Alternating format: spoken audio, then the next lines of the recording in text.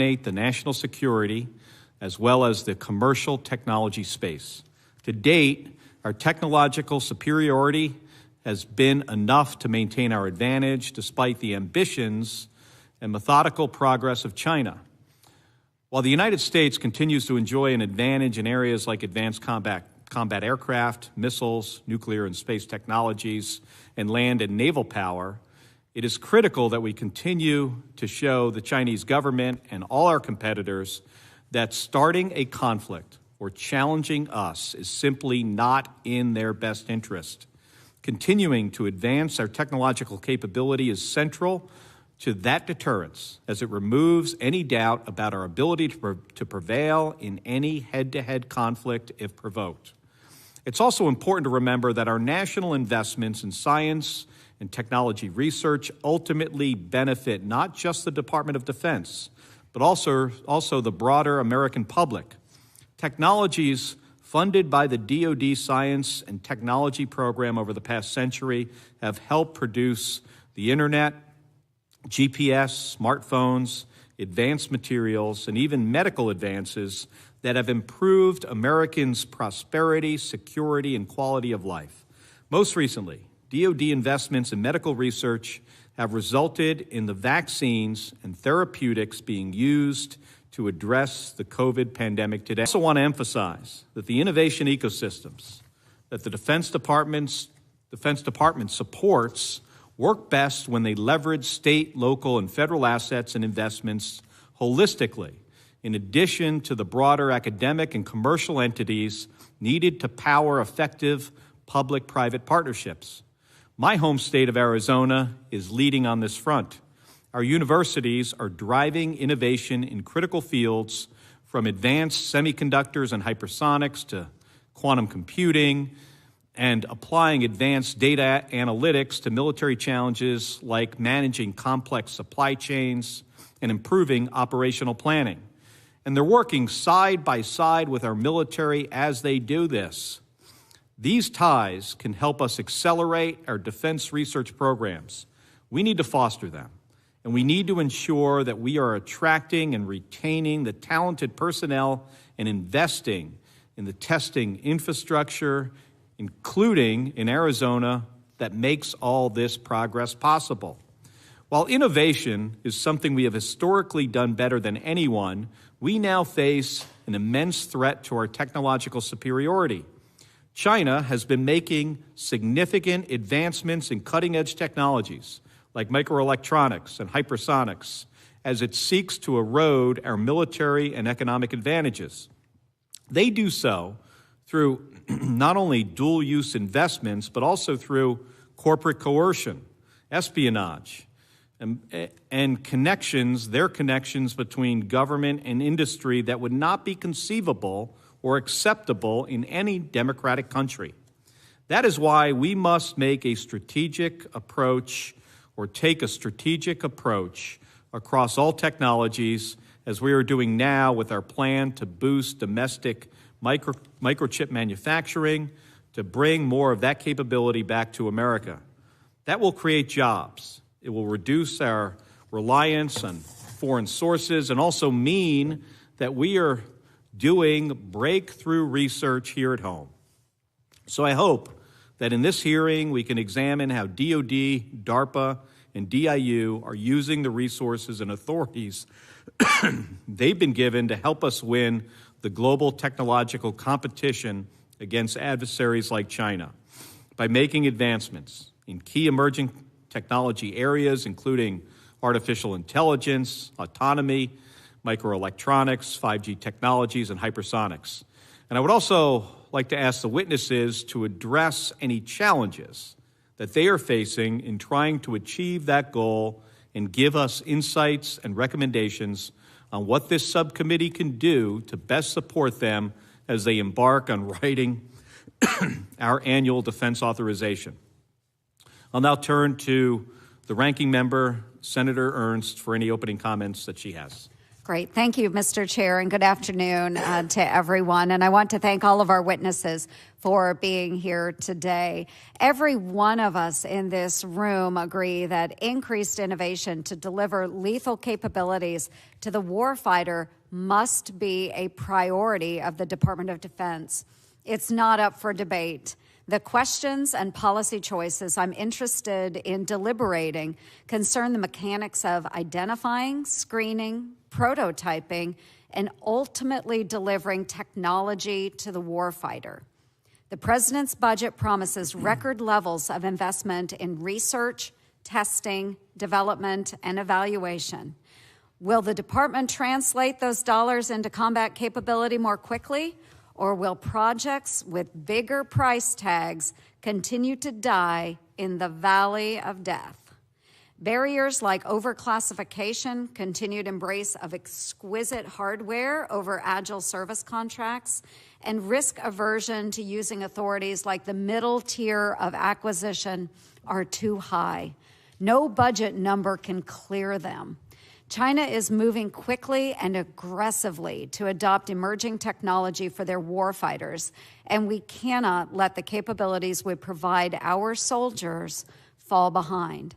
Today, I hope you all can help ease my concerns and we can go forward with a commitment to field all necessary systems more quickly and effectively. Thank you very much to our witnesses. Thank you, Mr. Chair. Thank you, Senator Ernst. Now I welcome any opening remarks from our witnesses, beginning with Secretary Hsu. Chairman Kelly, Ranking Member Ernst, and Senators of the subcommittee, thank you for inviting us to represent the Department of Defense at this hearing on accelerating innovation for the warfighter. I'm honored and proud to be the Undersecretary of Defense for Research and Engineering and the Department's Chief Technology Officer. I look forward to this testimony, as this is the first time I've been to the Senate since my confirmation, and I thank you for your support during that process. It is an honor to be back working at the Department of Defense. On behalf of the Secretary, the Undersecretary of Defense R&E sets the technology and innovation strategy for the department. The position oversees the Defense Advanced Research Project Agency, DARPA, the Missile Defense Agency, the Space Development Agency, the Test Resource Management Center, and the Defense Innovation Unit, DIU. Okay. I am pleased to testify with the directors of DARPA and DIU by my side today. Okay. As the Undersecretary, my responsibility is to ensure an enduring technological advantage for the United States military. We will accomplish this goal by building and implementing the department's technology strategy. As directed by Congress and in alignment with the National Defense Strategy, the forthcoming National Defense Science and Technology Strategy will provide guidance to the department on near-term challenges and ensure that our nation remains the global leader in technology far into the future. The challenges are vast, from rising nations to rising sea levels. In my written testimony, I described the specific critical technology areas and how the department is working faster and more collaboratively across prototyping and experimentation. Today, I want to briefly highlight two areas where the department must work closely with Congress to ensure an enduring advantage.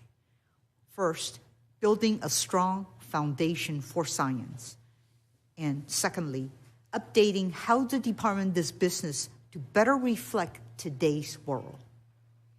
Every strong structure needs to stand on a solid foundation. To ensure this country retains our edge and fuels future technologies as capabilities, we must make a commitment to science and technology, particularly in basic research. We must attract the best people. We must supply the necessary infrastructure for R&D. We must rapidly prototype and perform joint experimentation and collaborate across the technology ecosystem. If we expect the department to attract the world's best and brightest to produce state-of-the-art technologies, we must modernize our laboratory and test ranges. The future of the department depends on talented people, and we're committed to developing this talent. The department has invested in a variety of workforce, educational, and research programs ranging from K-12 robotic systems to STEM scholarship and social science research. As the strategic competition increases, so must our attention to S&T. I know many of you on this subcommittee feels the same way, and I look forward to working with you to strengthen our S&T, its supporting infrastructure, and the workforce. In my remaining time, I want to discuss how the department must innovate in pace with the technological change and in keeping with the demands of the National Defense Strategy. Historically, the department has been a leader in R&D. We still are, but the growth of private sector of R&D has exploded over the last 50 years. As seen in Ukraine, novel commercial technologies paired with conventional weapons can change the nature of conflict. The department's processes, ranging from programming to experimentation to collaboration, should be updated to reflect the dynamic landscape of today and anticipate the needs of tomorrow.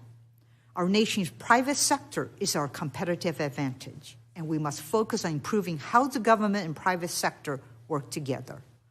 I am committed to working with you to ensure the department can move as quickly as possible as it engages with the private sector and the whole innovation ecosystem to rapidly transition technology to fieldable capabilities. Thank you for having us here today. We will all look forward to your questions. Thank you, Secretary Hsu. Dr. Tompkins. Thank you, Chairman Kelly, and members of the subcommittee. I echo Secretary Hsu's thanks for the opportunity to testify today, and I thank you very much for the committee's strong support of DARPA over many years. It's great to be here with my colleagues.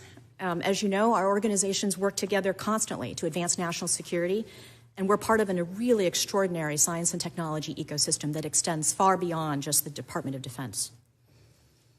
Within that ecosystem, DARPA has a unique role. Our mission is to create technological surprise. We do this by making pivotal investments in technologies that we believe have the potential to completely transform national security. We've been delivering on the mission for over 60 years. We brought to the DoD and to the nation game changers like precision-guided munitions and the Javelin missile, by the way, stealth aircraft, UAVs, the internet, miniaturized GPS receivers, and as you mentioned, Mr. Chairman, most recently mRNA vaccines. We're extraordinarily lucky in that we are able to work extremely quickly. We don't just tolerate, but we embrace risk, and we constantly seek what we call DARPA scale impact. One of our program managers once joked, if you didn't invent the internet, you only get a B. Now, I should add that that program manager was working on mRNA vaccines at the time, so I think in retrospect, he probably earned an A. But that's the past, and so you should ask what we're working on today. Imagine a world where a soldier's basic needs, things like food, water, fuel, or medicine, are made right on the spot from waste material, say from plastic, or even just from the air, completely independent of vulnerable supply chains.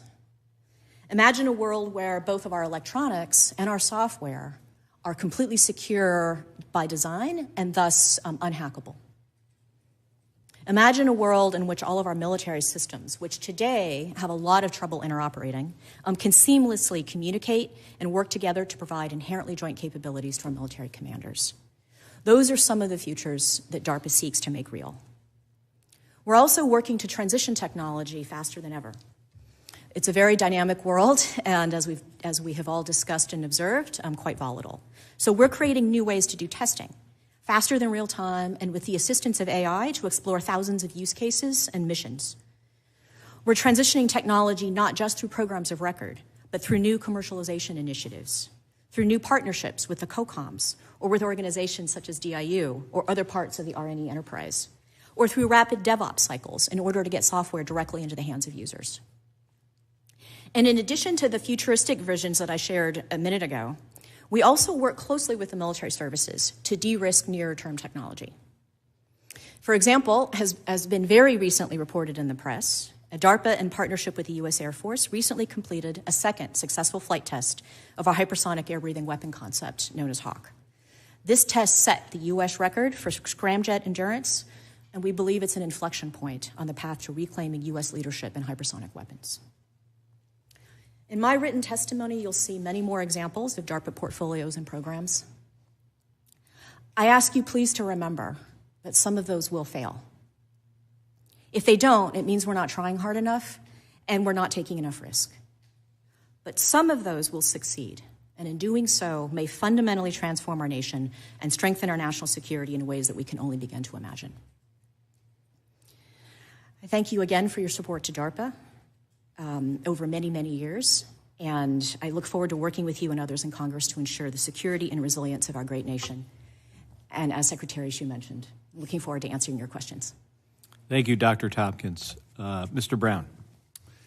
Chairman Kelly and members of this subcommittee, thank you for inviting my colleagues and me to speak on behalf of innovation at the department. Today, I'd like to speak to one of the most urgent challenges to bolster our nation's defense, speeding the adoption of commercial technology to our warfighters, which Secretary Hsu talked to. In an era where the Chinese government has stolen plans for our weapons and studied our way of fighting, advances in commercial technology offer a way to achieve surprise rapidly. Undersecretary Hsu recently released a list of 14 critical technologies for national security. 11 of the 14, 80%, are commercial. Not having an effective approach to adopting commercial technology is a glaring weakness in modernizing DoD.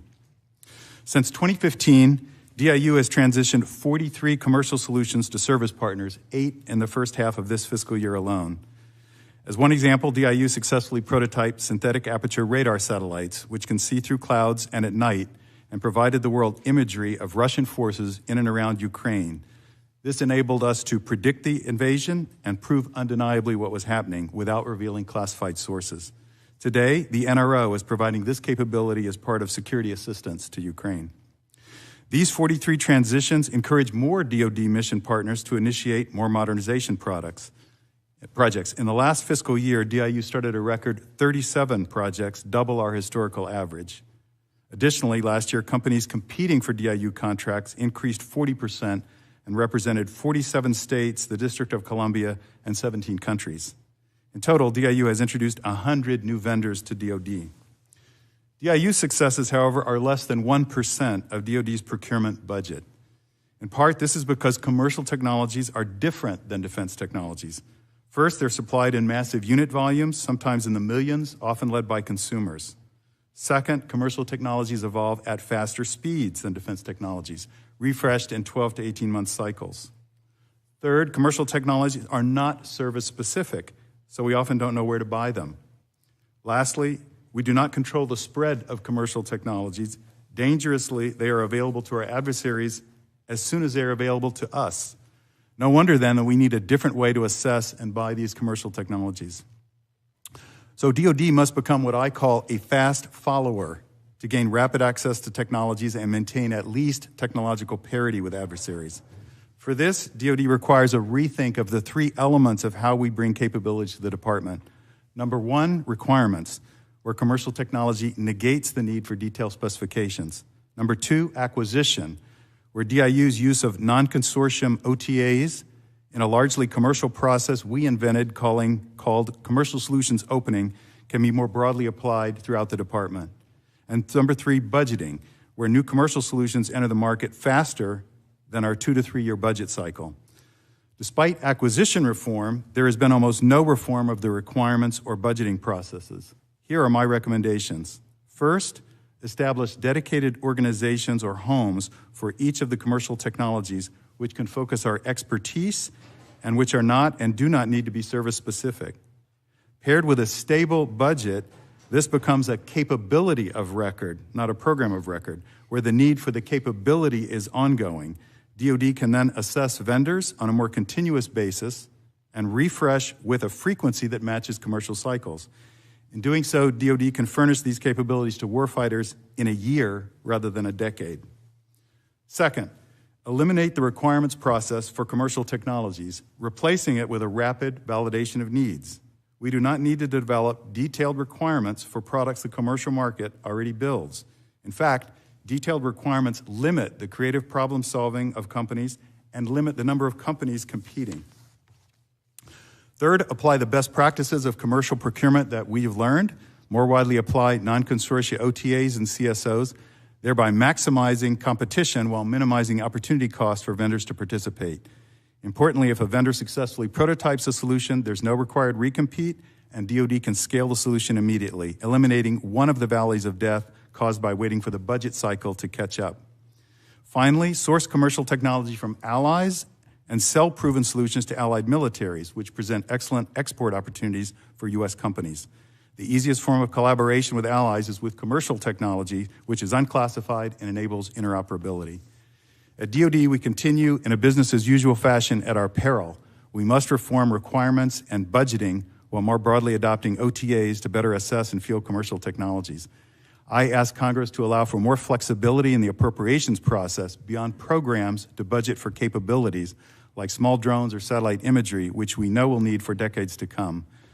Maintaining our military's technological superiority requires us not only to develop defense technologies like hypersonics, but of equal importance, fast follow the innovations of our vibrant commercial technology sector. There's a reason the U.S. innovation ecosystem is the envy of the world, and we need to make this the envy of the military. Senators, thank you very much for your time today, and with my colleagues, I look forward to answering your questions. Thank you, Mr. Brown, and thank you all for your testimony. I'll begin our first 5-minute round of questions, and then we'll go in, I think, the order of folks as they arrived. Promoting, and this question will be for all three of you, promoting innovation is a critical task for DoD as we look to outpace countries like China.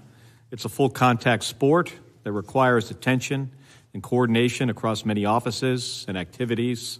It also requires considering not just the technical aspects of innovation like research and development, but also a holistic focus on non-technical aspects like workforce shaping, concept development, and wargaming that are needed to accept and absorb these technological innovations into the military. So starting with Secretary Hsu, what work has R&E been doing to invest in key emerging technology areas to address our warfighting needs, and how are those investments being used to shore up risks within the defense industrial base for emerging technology areas like hypersonics and microelectronics? So a couple of things I'd like to talk about, actually several things I'd like to talk about. I'll talk fast, okay, is you have heard that we have initiated the RADAR concept, the Rapid Defense Experimentation Reserve. This is a campaign of joint experimentation focused on solving the critical joint warfighting capability gaps. This is where we're going out to the services as well to the industry and the smaller companies to understand what prototypes do they have that they have already developed. They can bring to us and we can test in a contested joint environment to understand the utility of the prototype that they have developed. And what we want to do is leverage the opportunity to do these sprints twice per year to close the capability gaps and have the joint staff as well as the co-coms and the services to evaluate how well did these prototypes close the capability gaps and prove their utility. We want to be able to rapidly go into rapid fielding or mid-tier acquisition or leave behind the capabilities or doing a design modification to enable different capabilities to be added to it and come to the next sprint and demonstrate it out. This could accelerate the capability from innovators all the way to fielding. This is exactly what we're doing, and FY23 is our very first sprint. Thank you. Dr. Tompkins? I'll add on a little bit to this in the sense that what I'll talk about, I think, dovetails into the Radar program that Secretary Hsu just mentioned. We are developing new ways of doing testing and evaluation, which is not just for testing and evaluating new technologies, but also the concepts themselves. And so when we have the ability to use modeling and simulation in order to go through thousands of different potential cases and different combinations of decisions and different combinations of circumstances, but at the same time building in new technological capabilities, it really allows us to figure out how to prioritize our investments. And then we take that, combine it with person-in-the-loop actual evaluation as these technologies are being developed, and live testing in real time, feeding back and forth with the modeling and simulation. I think we dramatically accelerate our ability to look at specific needs, where the technology gaps might be, and what needs to be developed to fill those. Those are being, that overall capability is something that's being will be transitioned to the Test Resource Management Center under Ms. Hsu's organization. And we anticipate working with Radar funds, for example, in order to test out very specific subsets of these concepts. Yeah, sometimes, some testing is really, really hard to do, and you can do, through computational fluid dynamics and other, methods, get at least the, starting points you need of a test program. So it's good to see that you're doubling down on those efforts. I'm going to come back to Mr. Brown here on this question here in the second round, but for now, let me defer to my colleague, Senator Fisher, for 5 minutes of questions. Thank you, Mr. Chairman, and welcome to all of you today. It's good to see you. Secretary Hsu, you were serving as the Assistant Secretary of the Army for Acquisition, Logistics, and Technology during the third offset strategy, and many believe that the third offset was unable to really satisfy Congress's questions about some very basic elements that the strategy had, and also that it delivered few tangible innovations from it. Could you tell us what are some of the relevant lessons you learned from that process, and are there challenges you think it revealed about attempting any kind of large-scale change within the department? Senator Fisher, the third offset really highlighted in a highly contested environment what are the things we need to do differently. Okay, I can tell you, as offshoot of that was born AB2. Okay, Assault Breaker 2. Okay, this is an activity that the Defense Science Board initiated, and DARPA has taken over wholeheartedly. What we need to do is come brief you in a classified setting to let you know of all the things we're doing under that particular activity. I think you'll be incredibly impressed. We'll be more than happy to follow up and come brief you. Okay. I know that RAND published a study on that last year, I think, and was saying that the department was alerted to some of the erosion that we were seeing in U.S. technologies with regard to Russia and China. Is that what you're referring to?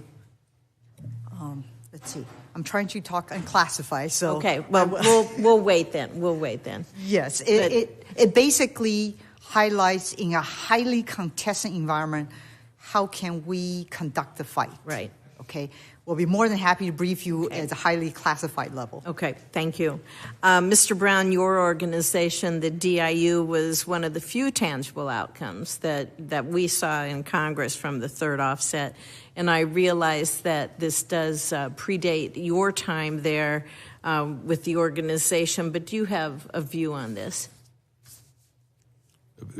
to be more specific, a view on the third strategy and results that you've possibly seen. Well, I would just say that as Chairman Kelly remarked, we're in a state where we're losing our technological edge. So I think what we're doing to reinvest everything from basic research as well as what we can do to stimulate that in the private sector is exactly the strategy that we need to have to regain that. We may never gain the same level of offset or advantage that our adversaries don't have, but we have to make sure we're investing at the level where at least technological parity in many areas and exceeding what China can do in some.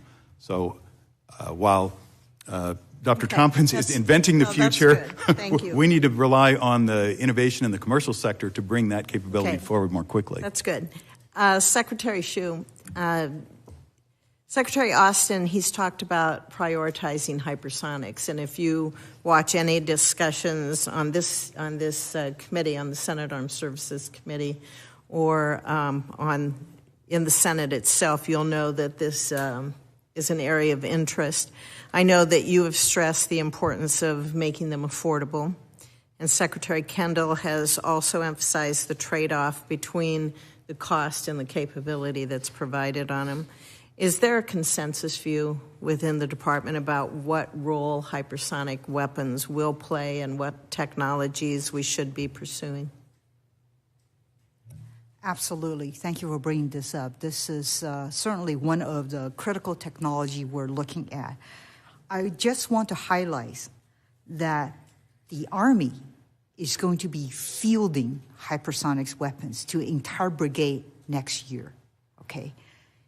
The Army and the Navy together develop a common glide body. Navy will be fielding theirs on the Zumwalt DDG FY25.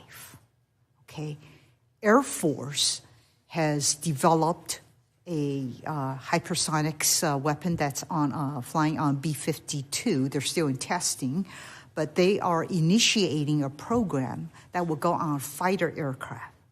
In addition, we are working with the Australians in developing a hypersonics cruise missile. Okay, so there's many activity ongoing in addition to what DARPA is doing, pushing the envelope on the next generation. And I want to add one more thing. I think it's important to understand that we also have a university consortium of 80 universities working with small companies and large primes in developing the next generation technology that will be able to insert into our hypersonics programs, okay? So we are progressing very rapidly. In the other thing I think is very important to understand, we're really not in a horse race. You cannot think about this as a horse race. If you have 10, should I have 11? That's really not the right way of looking at this perspective, because we are developing multiple different strategies. And once again, I'll be more than happy to come and brief you at a higher classification level. Thank you very much. Thank you, Mr. Chairman. Senator Tuberville. Thank you, Mr. Chairman. Thanks for being here today in this testimony. Talking about that, Dr. Tompkins, I'm from Auburn, Alabama. We have a pretty good university there, and we're proud of it. We do a lot of research on hypersonics and assured position navigation timing, cybersecurities. What stands apart for us is that our Auburn labs are 100% U.S. citizens, and that engineering student can conduct classified research for all national security. There doesn't have to be any hands tied. So we're proud of that. So do you feel like we're investing enough in academic research at our universities to help with hypersonics and all these other basic researches that we're doing? Are we investing enough in that, or are we depending too much on our technology industry? We'll give you a chance to talk, Dr. Thompson. Go ahead. All right. The broader question of investment in the ecosystem is something I definitely should defer to Secretary Hsu on. But we work, very, very strongly within this entire ecosystem, and we don't look just, for example, at companies or at government labs or at universities. We look at how they're trading off with each other. I think there are certainly areas in which we could invest, not necessarily more in quantity, but think more creatively about how we can connect students, faculty members, and others into these more restricted research ecosystems without penalizing them in terms of their ability to, say, get their degrees quickly or their ability to actually publish on research. There's a lot of opportunity for creativity in that space. From my perspective, it's less about the volume of the dollars as to how effectively we're able to deploy them. And I think there are some definite opportunities to be more creative. Thank you. Mr. Brown, I'm glad to hear you talk about commercial technology industry. I don't think we could survive. I think that's what we have over everybody else in the world. And in Alabama, we have over 600 defense contractors. Most of them are on their own. A lot of them are small. Very concerned about them being able to handle cybersecurity with the little money that they have compared to the big boys, so to speak. And they need to be protected as well as the others. You can go from Huntsville to you can go from working on a hypersonic missile, you can go next door to somebody working on a new tank, and next door to somebody working on the new lander for NASA. You can do it all. But a lot of them are small industries. How do we protect those small industries? Because a lot of them can't turn their computer on without China trying to steal everything that they've got. And it's a tough road for some of them. Senator, I couldn't agree more. The industry I came from before being at defense was cybersecurity, and it's an escalating problem for us. The soft underbelly are the small businesses that can't afford to invest there. I think we need some help with some basic tools and hygiene, and I think CISA at the Department of Homeland Security has been moving forward at a great pace here. What I think we have to do is make sure that we can provide some help with the basics for the small businesses, which is often hygiene about making sure you've patched your software, et cetera. That kind of help, which is available both from the FBI as well as DHS, is what we need to make sure we're doing enough to educate those companies and making sure they're implemented. That's how we help the small businesses, I believe. Yeah, and we're, I don't know how many hundreds of thousands we're short on cybersecurity. And one thing, I'll invite all three of you to come to Huntsville. They just started 2 years ago a program where they'll take you in the 9th grade, full tuition, come live there, go to school, and by the time you're a 12th grader, you are far above and beyond what's going on in terms of cyber in our universities. And I think that's the thing of the future, bypassing universities and start training these kids in high school. It is an amazing thing that's going on. Just real quick, the ESOPs we're also having to the businesses that are owned by the employees. Can you give a rundown, Mr. Brown, of what you know about those and how good they are? And are they, a lot of them, are they making it? Are they able to survive with employee-owned companies? So I don't have a strong point of view about this because I haven't studied it. Have you dealt with them before? Many companies have implemented that. And I think the idea of having employees have skin in the game through incentive is a good one. It's been used in Silicon Valley, of course, maybe not with an ESOP program, but with stock options for years. So I think that is a good incentive system. Yeah, I think it's an edge for us in defense, especially. Thank you very much. Thank you, Mr. Chairman. Senator Scott will be recognized for 5 minutes. Thank you, Chairman. Thanks for being here. How many people work in each of your units? How many people do work in your area? Secretary Hsu, do you know?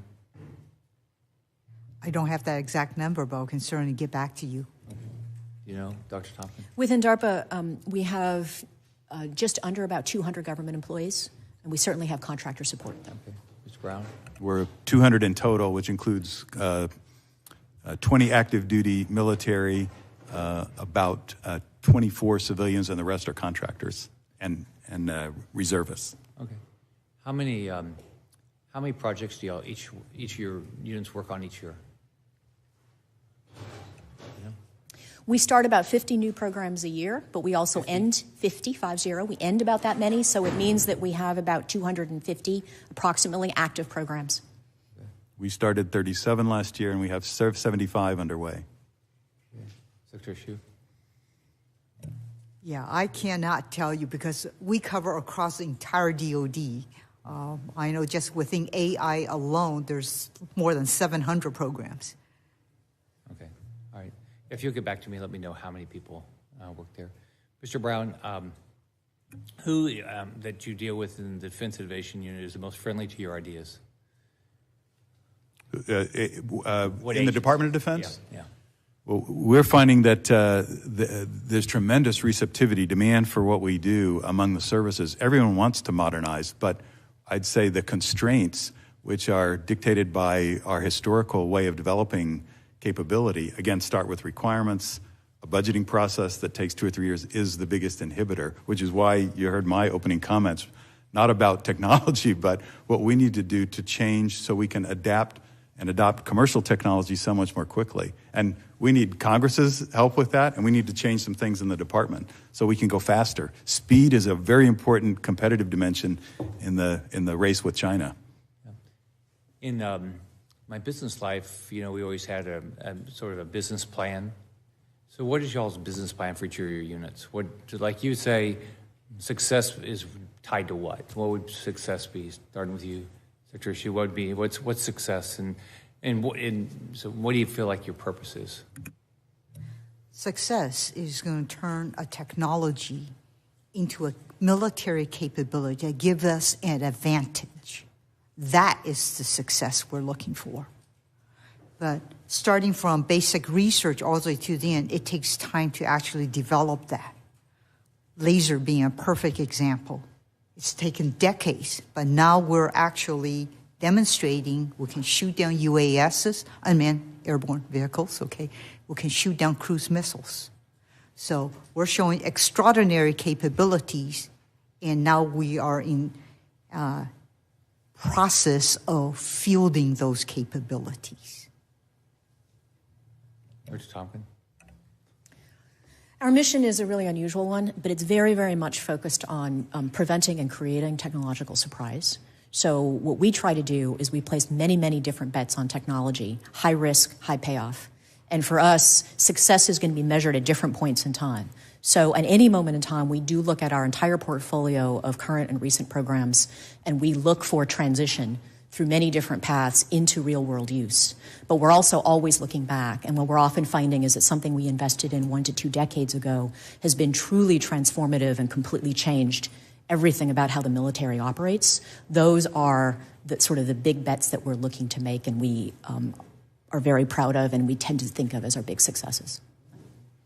So my job's a little easier than my colleagues in this. We have a crystal clear focus, and it really builds on what Secretary Hsu said.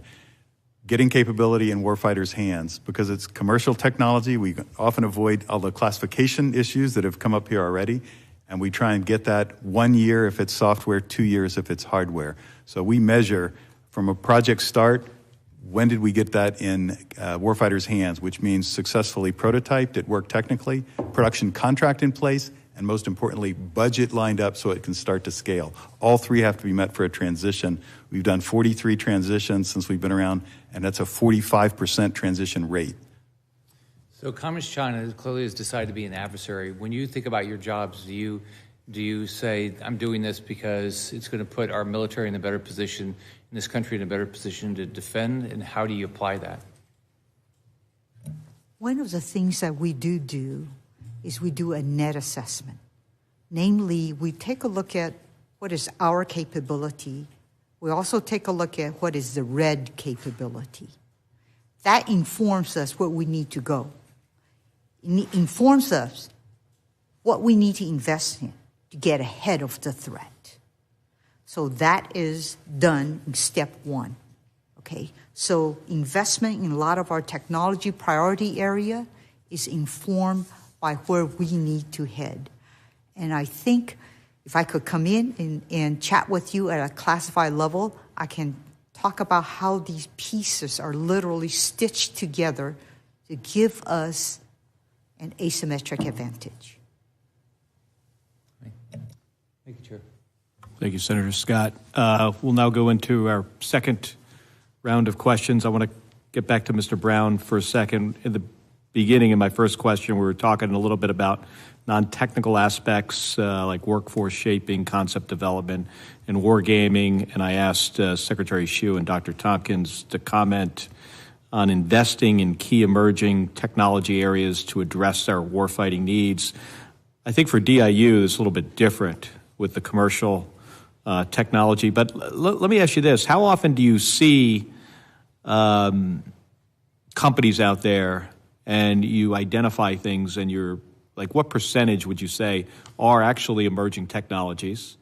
And then do you ever get to the point where you realize that some company is so far out in front of maybe our adversaries that you have to consider do we need to classify their intellectual property? Is that ever a consideration as DIU identifies commercial activity?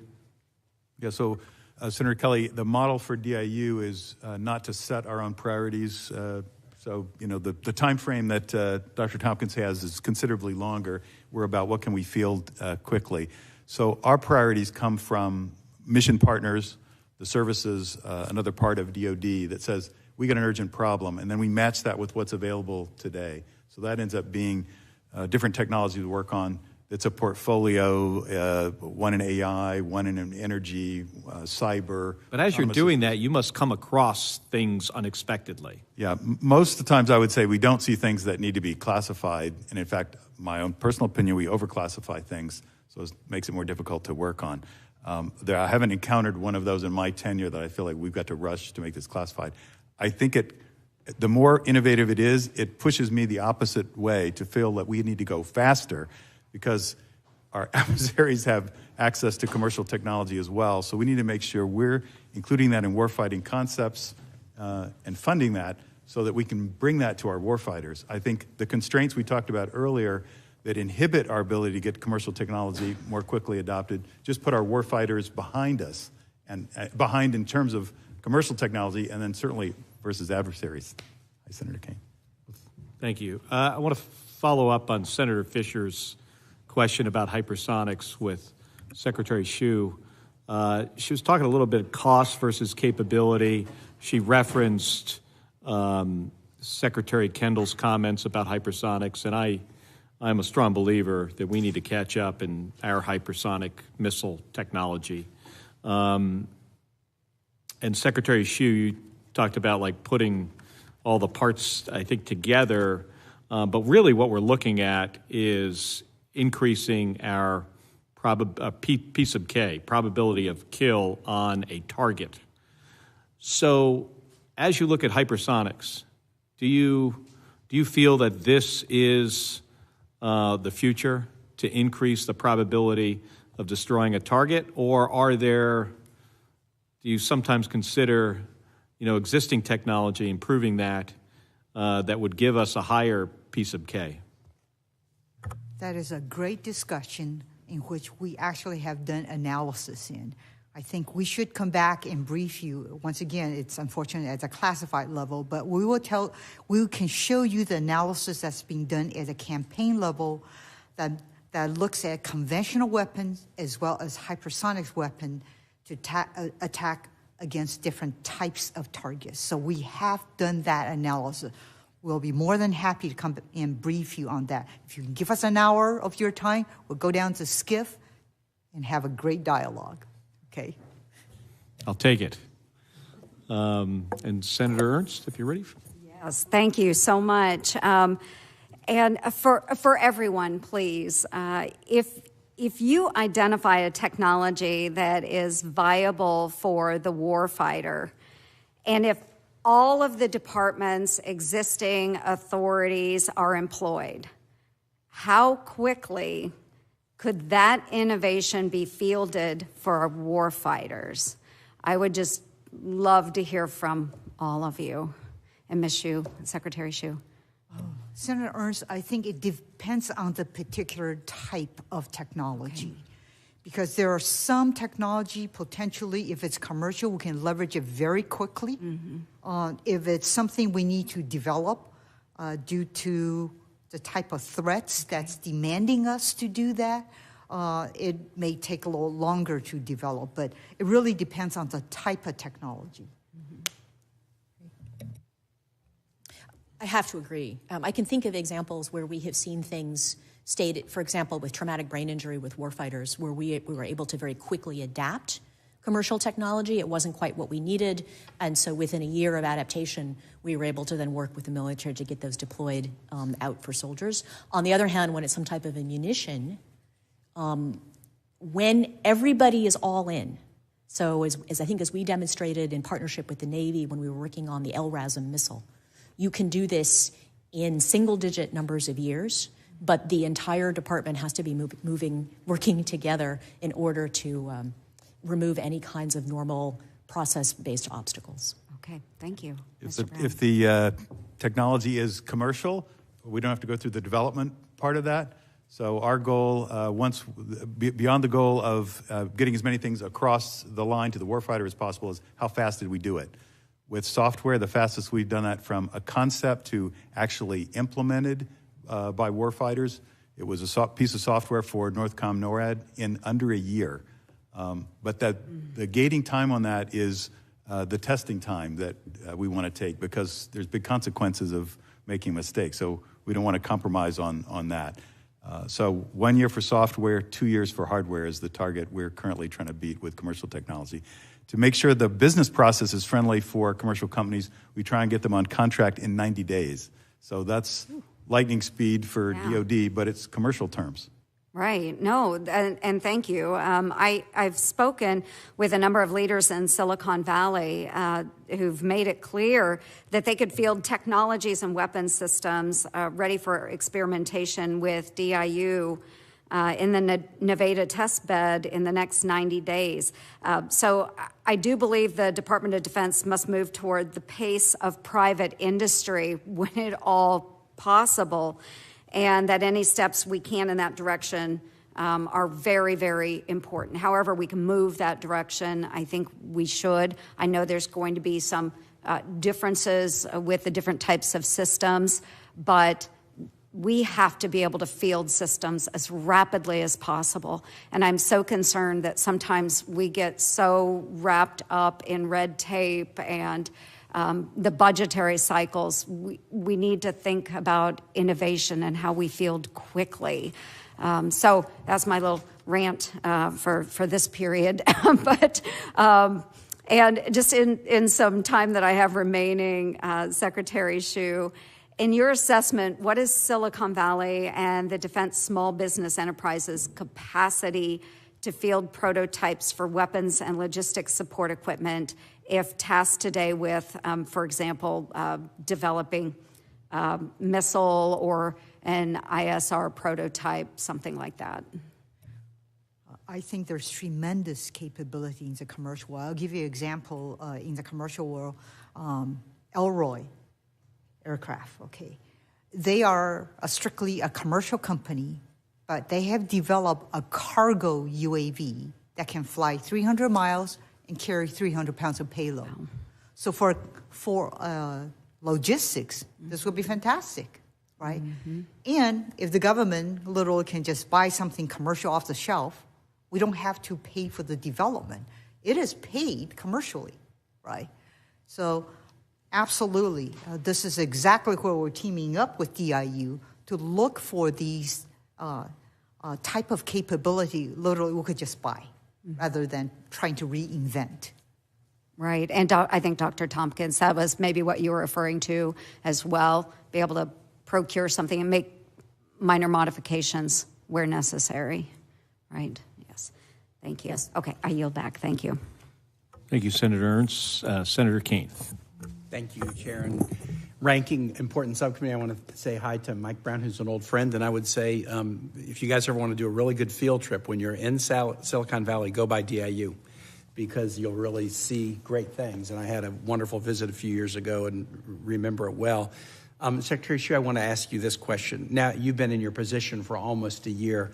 Do you think that the split of AT&L into two divisions had a positive impact on fostering innovation? There's pros and cons. I'm more on the con side myself. I'm gonna say, but I'm not doing it every day. So those who do it every day certainly have a better informed view than I do.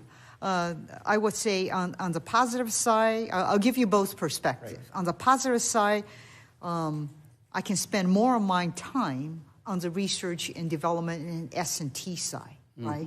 Mm-hmm. On the negative side, on the con side, namely, you've got two people that's going to be sitting in multiple meetings now, right? Mm-hmm. And you have to literally link arm in arm. There's all those meetings within the Pentagon. I have to be linked in the arm with ANS. Otherwise, I'm going to create an island of just S&T that never transitions, which is not what I want to do. Mm-hmm. Can you give me an example? So how do we mitigate the downside of that con? So you do it by linking arms. Can you give me an example of a project or something you're working on where you think it's working well, where you've got arms linked and something is being delivered or done that you feel good about? I am looking forward to Dr. Bill LaPlante's final confirmation so we can actually linking arm to work on a number of these projects together. Yeah. So I can guarantee you I can't wait until he's on board. That's great. There's a whole slew of stuff we want to do together. I guess that would be another con of splitting them into two, is if you get one confirmed and the other isn't, then you have this one, the one function that's ready to go, and then you're kind of waiting around to link arms with your colleague on the other function.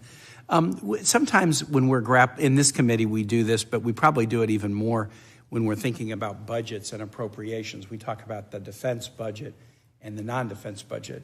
And yet there's so much in the, quote, non-defense budget, whether it's the nuclear programs in the DOE or whether it's NIST programs, where I feel like the distinction between defense and non-defense budget is somewhat artificial. And particularly when you get into research and science and so many different agencies where to do your work really, really well, you have to have arms linked not only with your colleagues in the Pentagon, but with the agencies outside the Pentagon. Talk a little bit a year in with how good you feel about the stakeholders being at the table together rather than siloed as we're tackling these emerging threats and issues. I will say one of the things that we're working very closely in the microelectronics area is with the Department of Commerce, because we have to, right?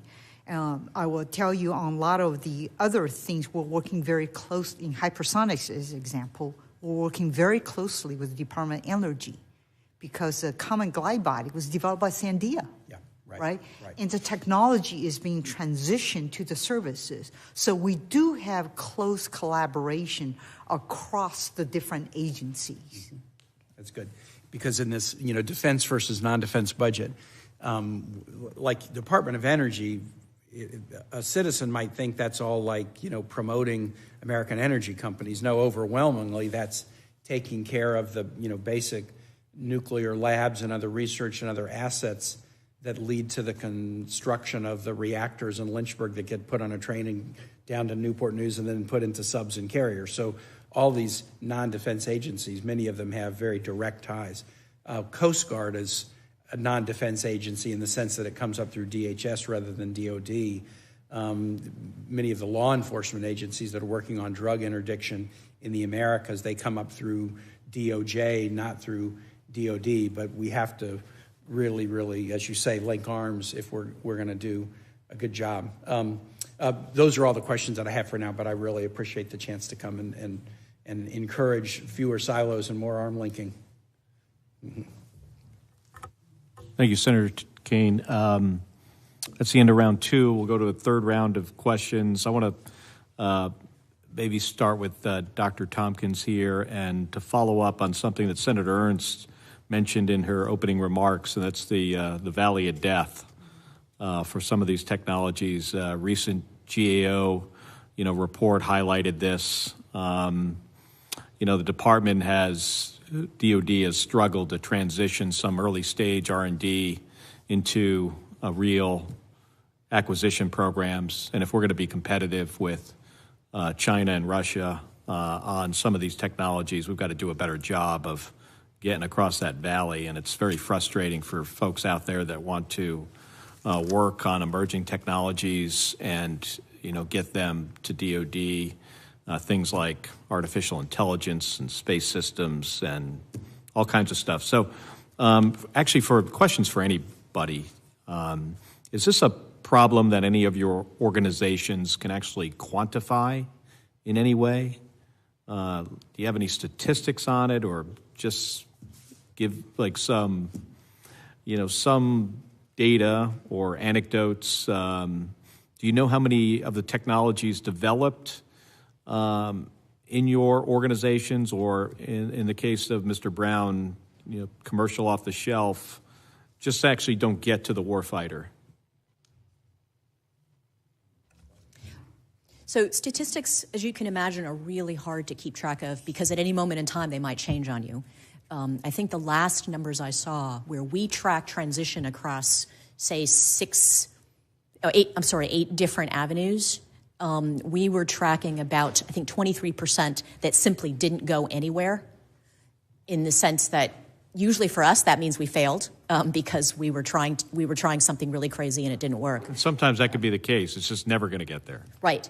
But for everything else, things are moving. Now, of that, I don't know exactly what percentage directly reach the warfighter, because some of them might be in a program of record and it's not quite there yet, or it might be in another government lab working through the final maturation stages. But it is a topic we're very, very concerned about, and one of the reasons that we have spent so much more time focusing on commercial transition support to companies that start up based on having developed DARPA-funded technologies. Mm-hmm.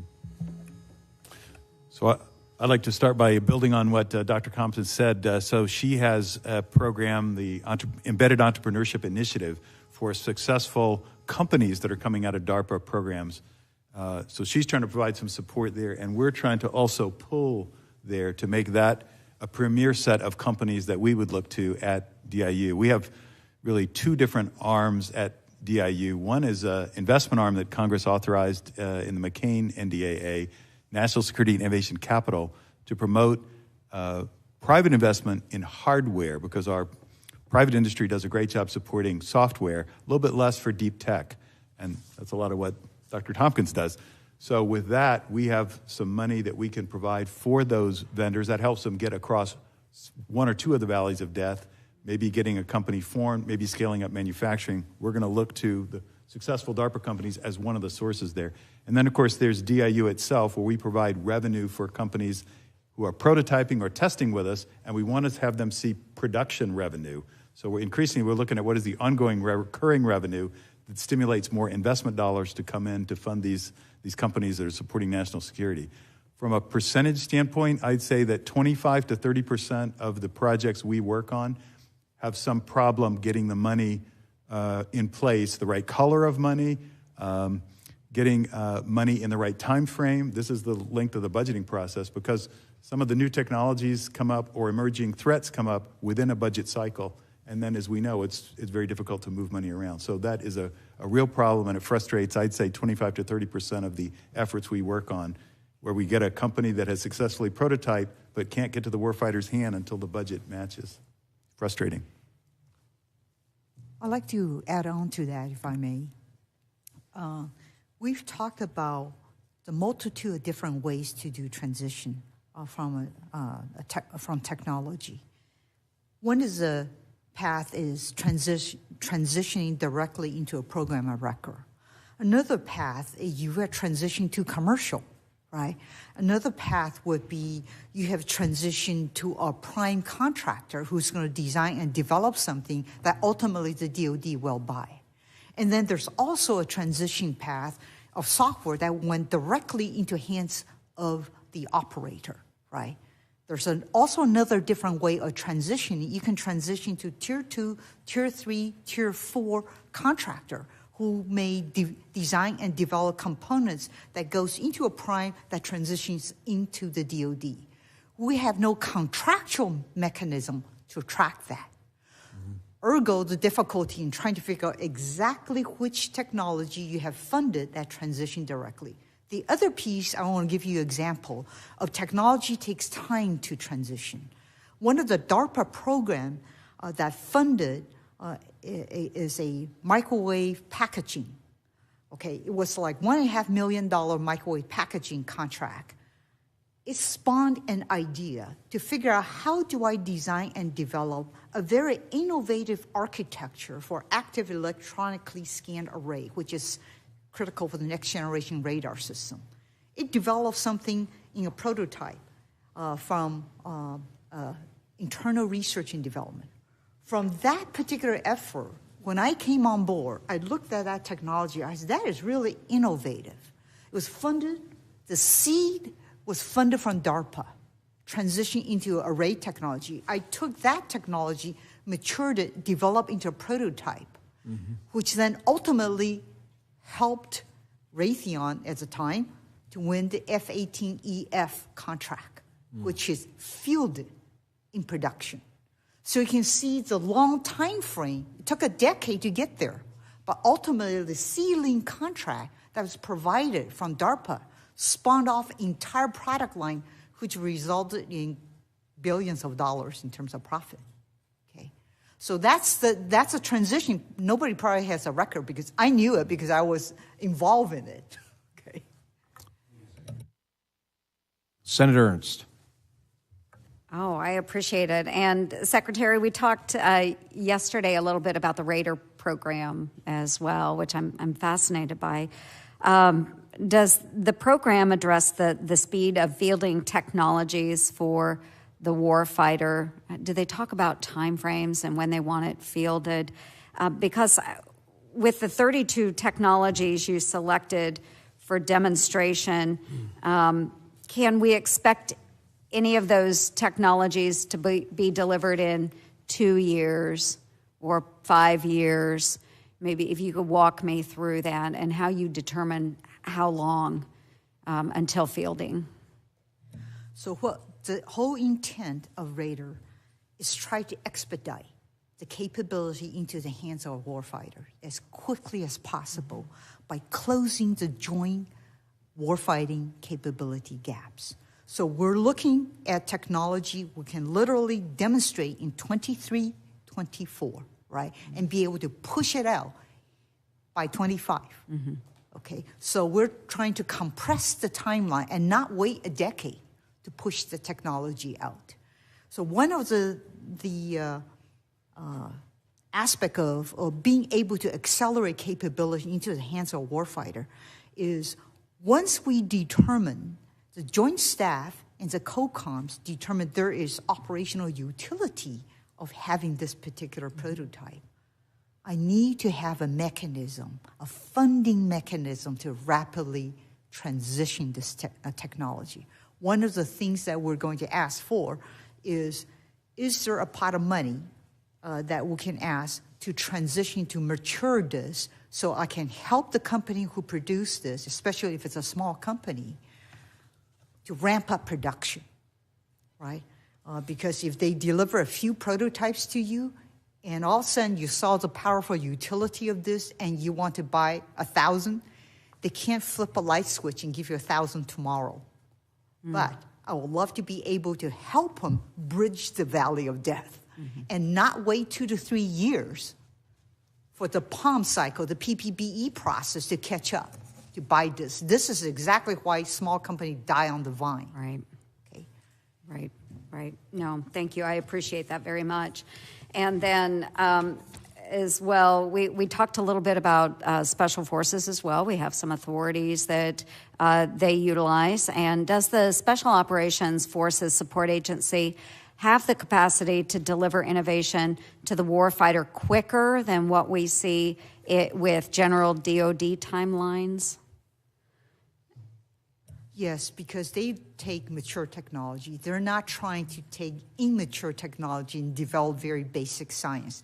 They look at what are the stuff that's out there today. I can literally rapidly buy in field. So their timeline's very compressed. They're not trying to develop the next generation fighter aircraft, right? They're looking, hey, what can I get very quickly? It's more like a DIU model.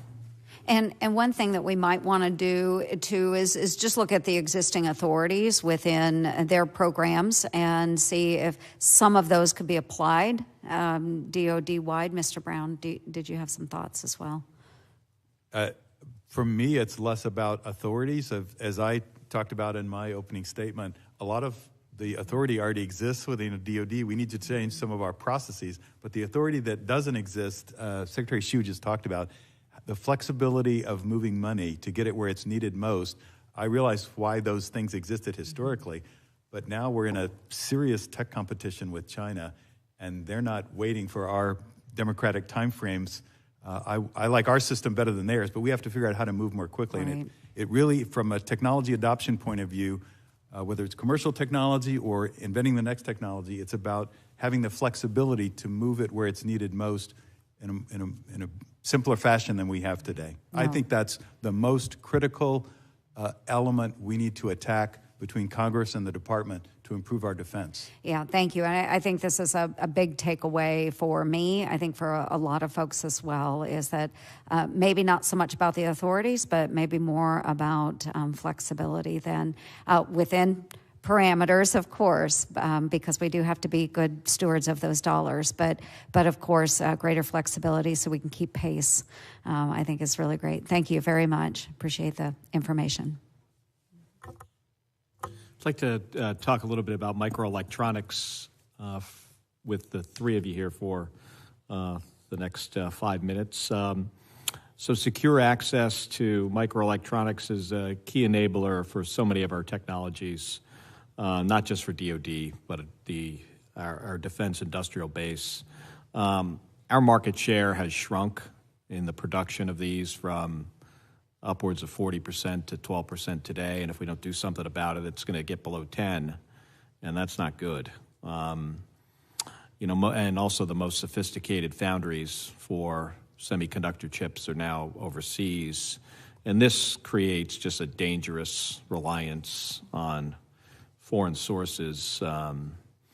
That's why I've been part of, leading this, plan on a $52 billion investment that'll support bringing this manufacturing capability back to the United States.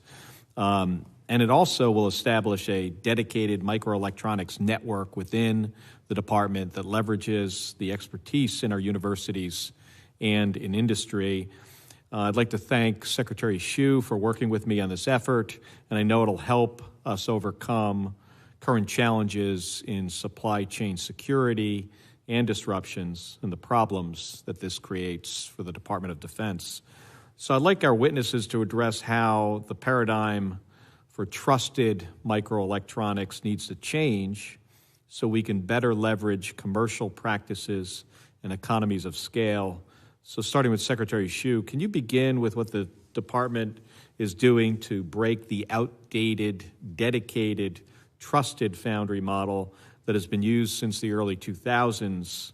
We don't do most of the technology work the same way that we did 20 years ago. So, first of all, I want to thank Congress for giving us the $52 billion. I think is absolutely critical for this nation to onshore some of these critical capability. As we have seen during the pandemic, we can't get our hands on the microelectronics.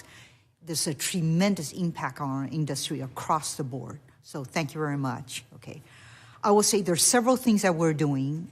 The Microelectronics Commons is going to be a critical enabler.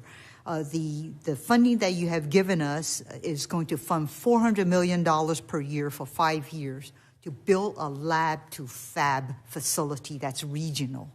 That is going to help the university to create the next generation of materials and processing technology to test it out in a regional fabrication facility and have the ability to transition this technology to a production facility. It's going to help our entire infrastructure, okay? So that is absolutely critical.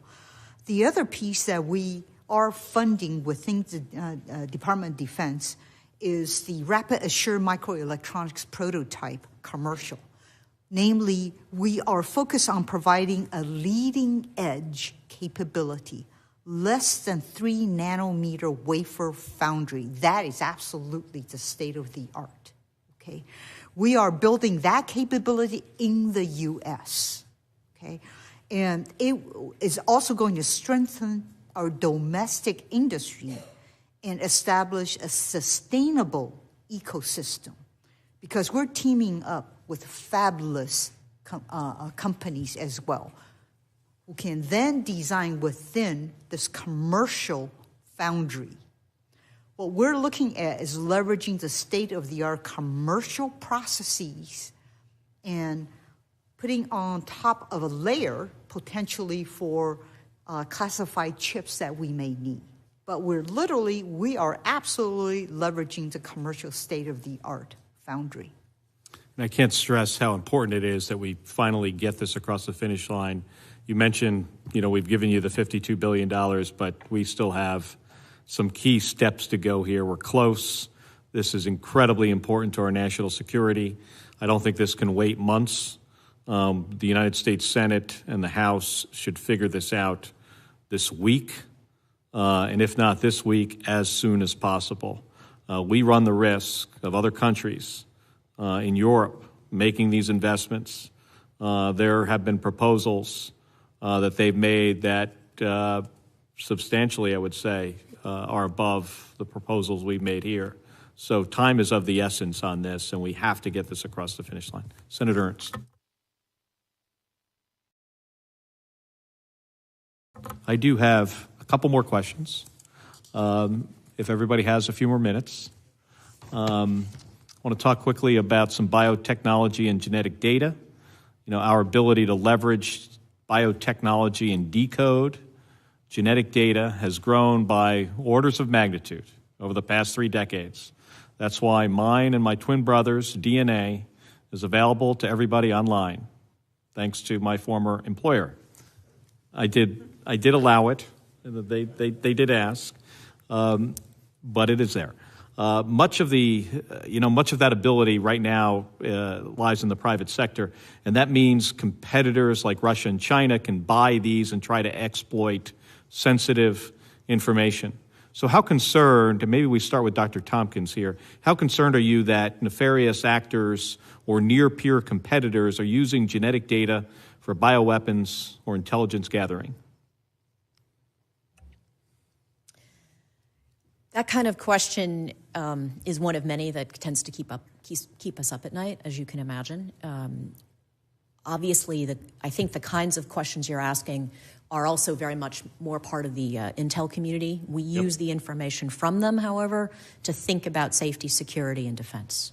And so what we tend to do is think about how one might very quickly chase down and erase some type of customized capability like that, as well as for accelerating our own innovative capabilities, building the security in from scratch. So our program Safe Genes is a good example of that, and we're obviously thinking about other defensive kinds of capabilities that are less easily discussed in this type of an environment. And does our growing capability or ability to decode data offer us any mitigation strategies here against bioweapons or other intelligence exploitation? And this is for anybody, if anybody has a comment on this. One thing I can talk about, it is still a ways away from being ready for prime time, is specifically looking at the epigenome. So not just at the genetics, but it's sort of some of the proteins and things that are hanging off of the genetic information. And so we have several programs exploring how you can use information in the epigenome to tell you whether somebody has been exposed to weapons of mass terror, weapons of mass destruction, precursors, things like that, and also exploring ways in which those things might be triggered to provide advanced protection. Any other ways we can guard against potential threats in this area? I'll just add a different dimension to this from the sciences. This is one of the areas of emerging technology where the government can play a role by really assisting commercial companies with developing that technology. What I mean by that is being more forward-leaning in terms of contracts to develop the capability. The capability exists in our commercial sector right now to sequence all pathogens, and that could be happening globally. but there's no program to make that happen. We should be experimenting with these capabilities, funding some of these companies so that the U.S. is on the forefront of this technology. I think that's going to be critical, just like it was in the space race in the 1960s versus the Soviets. The government was very forward-leaning and developed lots of new technology. This is another area where I think we need to be forward-leaning with the industrial base. Thank you. The GAO and others have recently highlighted the challenges that DoD faces in attracting and retaining a highly skilled technical workforce. And I imagine for all three of you, I mean, that's the whole ball game, you know, having the workforce to do this work in, it doesn't matter if it's artificial intelligence or hypersonics or anything for that matter. And I've spent some time, you know, getting up to speed on what China's doing here and how we stack up. And, you know, there is more we need to do. So can you share, maybe Secretary Hsu, what is DoD doing to acquire and retain the talented people that we need to develop and deploy things like artificial intelligence and other emerging technologies? You bet. One of the things that the DoD has done is create the Smart Scholarship for Service program. Last year, we funded 416 scholars and for their undergraduate and graduate degree. If your field is in one of the 21 STEM areas that we're interested in, okay? So these students, their scholarship is being paid for, and when they graduate, they come and work in one of the 101 DoD laboratories. We had great success story so far, okay? And I can tell you, out of the 416 smart scholars, 50% of them were women, which I'm thrilled, okay? 20% was from underrepresented minorities.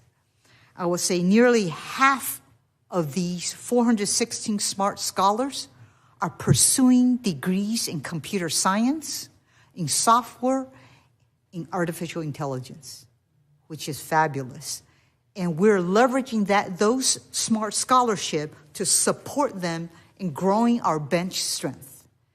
If you look at over the years, in the last 2 years, we have had 561 scholars that transitioned to their employment after they finished their degrees.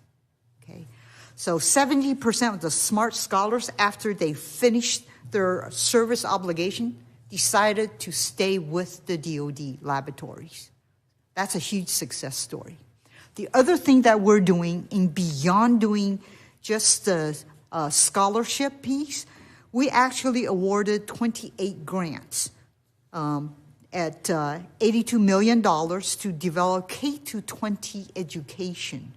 Again, Arizona State University, their curriculum for biotech is targeting minority and rural areas in Arizona. You want to increase your bench strength in the future. The department, through the National Defense Education Program, created 10 STEM summer camps. Literally, we took the opportunity to pull in 1,200 junior high school students and gave them a week-long STEM camp, okay? And they loved it. It was a highly successful education that we've done, education program, getting the junior high school students interested in science and technology, right? And we want to grow that next year. So we're doing a number of things that we can, reaching down not just at the university level, but lower levels as well, to encourage them to go into STEM. Thank you. Dr. Tompkins or Mr. Brown, any comment? I think this is a good question to end on, too, because it's so, so central to everything all of your organizations do. I'll offer up an example of a type of initiative that DARPA specializes in, because it allows us to continue to sort of fund projects as part of what we do, and that would be the Joint University Microelectronics program called JUMP. That is nearing the end of a 5-year program life cycle, and we have just announced the start of the call for proposals for JUMP 2.0. But this is a university government industry consortium. And it's a model that universities themselves often use on a much smaller scale, where you might have a handful of companies together paying into the support of students and essentially developing the pipeline and the research baseline for the workforce development. And in our case, we're talking about 35 universities, over 1,300 students in the last 3 to 4 years, hundreds of researchers across dozens, I think about a dozen or two states, where that pipeline directly connects U.S. university students to U.S. Both defense and commercial, and sometimes allied nation companies, in order to significantly build up that workforce. And so we're not necessarily targeting government labs specifically, but what we are very much doing is trying to target that overall U.S. program. And thank you. Yep.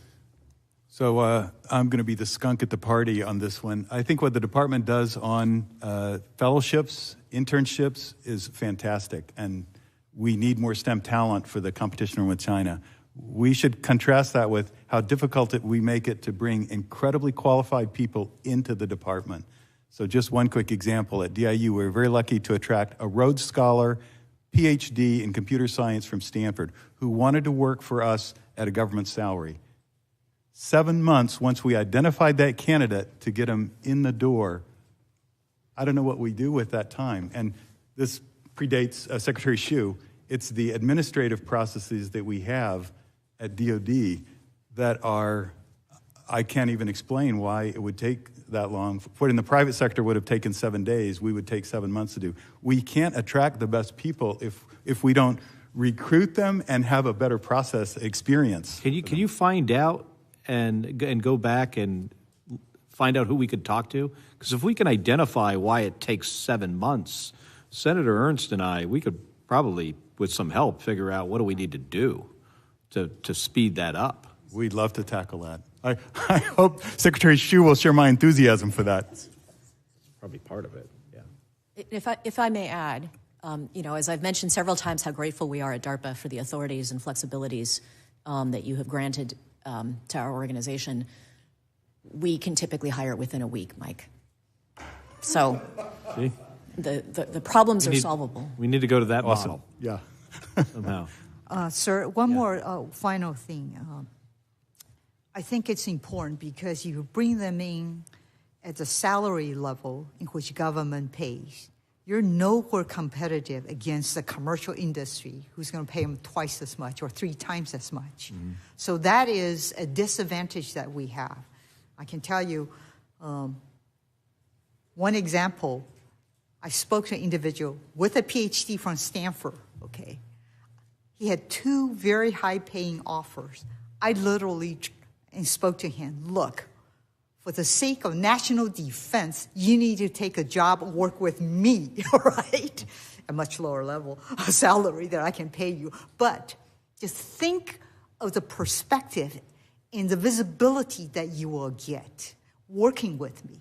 Okay, so literally, I talk him out of an extremely high-paying job to come work for me, and he's coming on board. Right. So, yeah, it's the authority that the flexibility in pay that we don't have, which makes it very onerous in terms of trying to attract talent.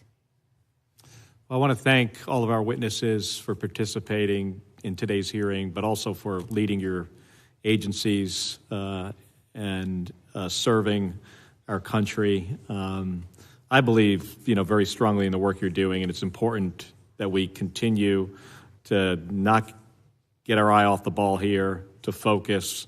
I'm convinced long-term we will out-invent and out-innovate our competitors as long as we remain focused on it, and you have the tools you need. So please let us know what you need.